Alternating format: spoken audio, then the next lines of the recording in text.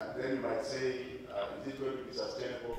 It's a result released in a record time, just 28 days since the conclusion of the national examination, catching several stakeholders off guard, most of whom expected a late December date. The top candidate posting 437 marks, a decline from 449 in 2015. Candidates who scored a mean score of grade A or 400 and above being 5,143, a decline from last year's 7,560. The slight drop of 31% in the number of students who scored 400 marks and above, maybe it's attributable to cheating, as it were, because I cannot understand why you have that kind of drop. Of the 942,000 candidates who sat the exam, 207,000 scored between 301 and 400 marks.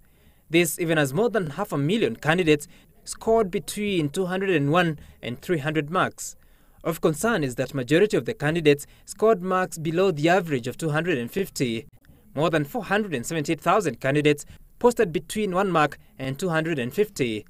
The number of candidates who scored below 100 marks has curiously doubled to reach 6,747 as compared to last year's 3,061.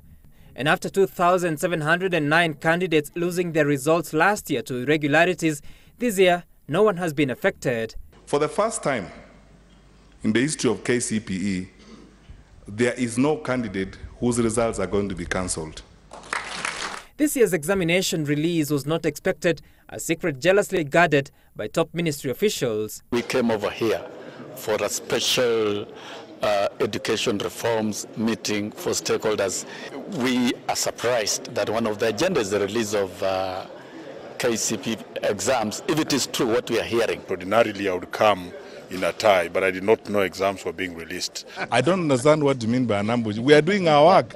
We woke up in the morning from home to go to work, and this is what Kenyans pay us to do.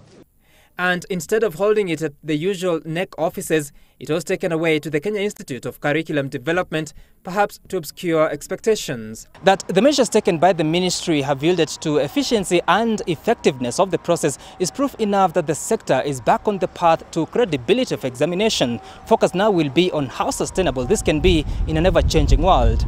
Sam Gituku, Citizen TV, Nairobi.